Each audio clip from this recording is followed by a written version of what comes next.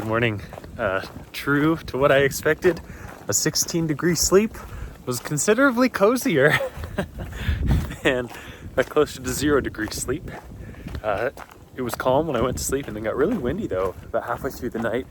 And it was tough waking up and packing things up this morning. But again, wasn't as bad as yesterday morning.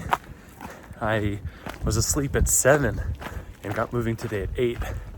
It's crazy spending that much time in my sleeping bag, and I went to bed at 7 and then woke up at 1 and just hung out for 2 hours until 3. And I think I fell back asleep again, looked at the trees, listened to the wind as it came in, listened to some Lord of the Rings lo-fi. It was really nice. So we're doing good. So I'm here at Tenatsi Tea Gap or something. And I remember being here in 2019. I did the bottom 10% through the Smokies on the AT and was intending to through, but got a job and so got off. But I remember sitting right over there and eating some cheese sticks and tortillas that I'd gotten at the Neil's Gap store, and realizing as I ate 3 of the 8 I'd bought for the section, I was like, I did not buy enough cheese sticks. And the memory comes back to me, and it's funny because when I was in the Neil Gap store, I was like, cheese sticks for $1? Heck no, that's too expensive. And I didn't get any, and I suppose I had that same reaction 5 years ago too. It's funny. Good memory. I just came up on a bluff and chatted with Julie, another thru hiker. She got me all excited about this Merlin Cornell bird app. And she was just so pleasant. It was really fun. It's awesome meeting people. She's the first person I saw today, and I just had such an aura of good vibes. So yeah, nice to meet you, Julie. Sat down for a second breakfast at 10 o'clock. Unfortunately, the clouds from the next weather system came through. So when you're up high and it's cloudy and cold and windy, man, it's cold. And then over there, can't see it, but there's a water. And it's described as a big flow. I love me a big flow. Every year through hiking culture, there's a new hip sweater or shirt and a new hip bar. This Melly is a good example of a past iteration of a hip sweater. But this year, the bar that's new and hip, I guess, it's called the Big Sur bar. It's kind of expensive, but there's a lot of calories. It's okay. This one is the blind date, and I liked it. Yesterday I ate a chocolate one. I don't remember what it was called. It was too much. It was so overpowering. But even with this one, you need a lot of water to eat it. It was good.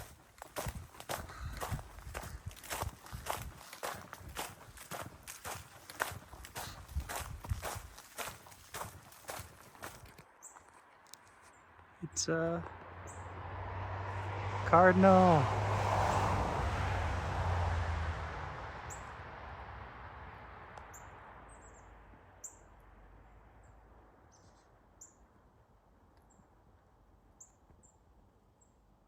So cool.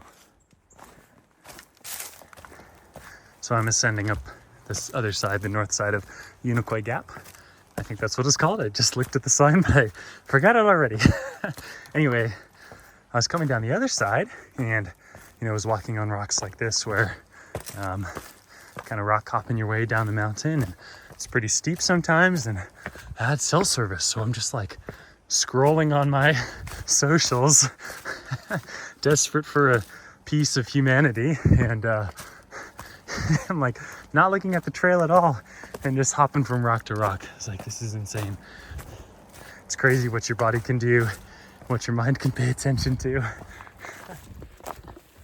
I think day 3 is oftentimes one of the harder days on trail. Just picking up a lot of the aches and pains that you might keep for the rest of the trail. But yeah, today's felt slow and kind of low. The clouds rolled in, and it hasn't rained at all, but you can kind of see lower hanging clouds just like moistening, I don't know, mountaintops or whatever. So it feels a little depressed. And what was I gonna say? I don't even remember. Yeah, it's been a slower day, but it's all good. Oh, I remember. Yeah, like I've looked at the map more frequently today to like gauge if I've been making progress, and every time I look at the map I felt anxious, like I wasn't gonna make it where I wanted. But I'm like way ahead of schedule now that the evening is finally here. So yeah, it's just one of those days.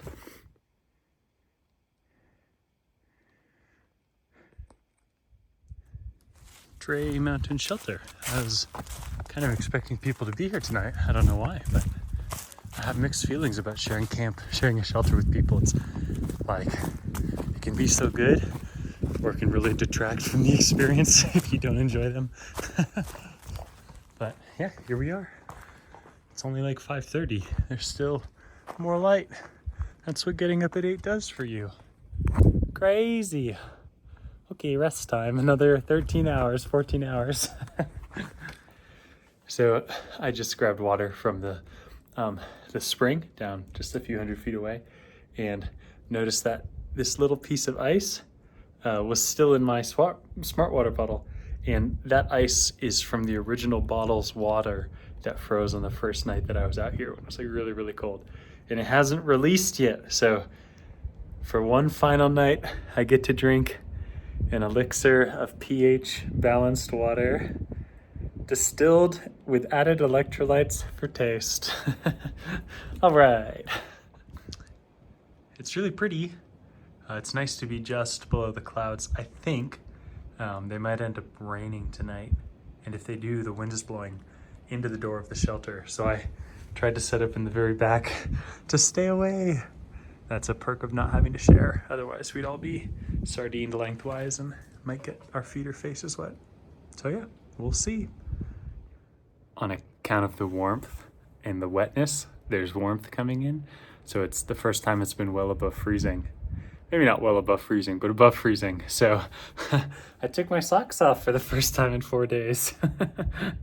And no blisters, which is, I think, a testament to my feet having been through this before. I'm very impressed. I get to change my underwear. I get to clean myself with some water. It's pretty good out here. Oh yeah, feels good to have clean underwear on. A little cold though.